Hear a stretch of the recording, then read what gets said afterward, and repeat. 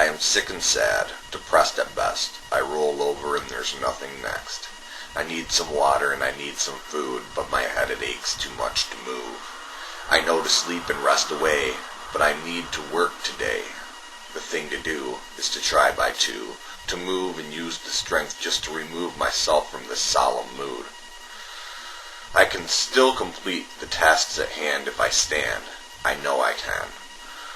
Right now, at this moment though, I just need to rest and make the best of the lows. Life has ups and downs. I have fallen underground. The depression in the earth, in a crevice beneath the dirt. Later it will squirt and give new birth to inhabitants with a smirk. With a plan like that, you can't go wrong, and if we can all play along, then the community is strong.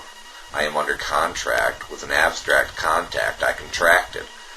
Sinus infection in my dimension of tension, snot inside the nostrils plugging holes, and slumber is the number I pulled. I finally took the dog outside and put him on a chain. But the swelling sensation of my brain is hard to drain. I drop knowledge on the digits of delivery drivers to bring food. I have a healthy attitude, but my body isn't soothed. I can break away the pain as long as I stand fighting, but the strength it holds takes much weight, and I am nighty-nighting. But now at last I am still trying. I know I am not dying, but my spine is out of line, and the time I miss is criminal. The efforts are atrocious, and if there's relief that I can seek precociously, I would do it indubitably. The longer I am awake, the more I seem to shake, the feeling I faithfully received from without casualty. I crawl out from under the fever and aching pains just to ascertain the entertaining wave I brave.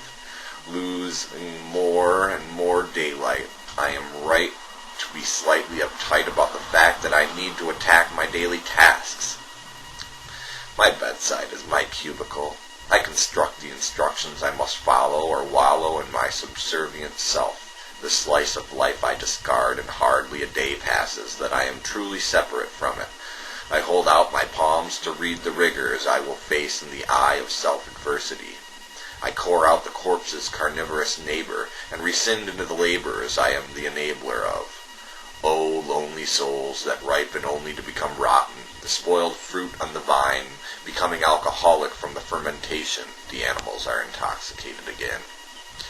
High water will wash away the fears and clear the lands. The debris will see seas and an oceanic panic that is planned as a titanic experiment for the world's less enlightened spirits. I hear the tides roll in, and I grin because the planet wins as it spins, so I am earth-spun, walking away from it when I'm done. The superior kingdom come. I suggest that you don't become numb to this realization.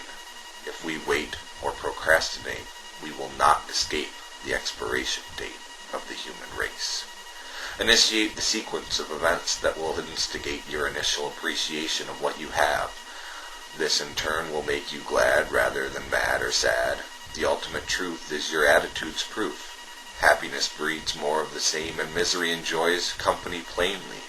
Although it is almost impossible to stay positive every hour of every day, I advise you stay as close to being mostly there by continuing to be aware and share with others. I am discovering the influence you can instill over the individuals you fill your time with. I have a loose grip on it, but it is not intentionally manipulative. I have the proper motives to give for every engagement. The lid is on too tight. It is cramping around my temples. I only need to complete this deed with the speed you can read. I have been suffering through this all day, a tough place to lay, the bed, and my sore head. I feel dead. The clouds of commotion are opening to bring the lights back. I am apt to close my eyes tightly as I retract. I only have insignificant instances that might take a few minutes to exhibit, and then I can spend the end of the day laying in bed, being dreadfully me. Pour me out. I am disgusting. Pour me out like spoiled milk. I am rotten to the core. If you came close to my dripping carcass, the whiff that drifted off it would definitely make you sick. I have inflated and bloated up abruptly.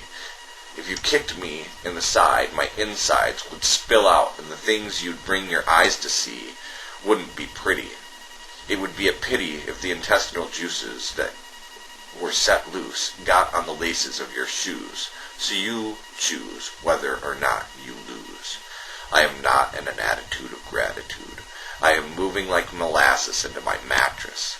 I am the soundless psychopathic telepath that solved the mathematics of your life's equations in a simple representation I symbolized. Do you remember what it was? Because it's time to open your eyes.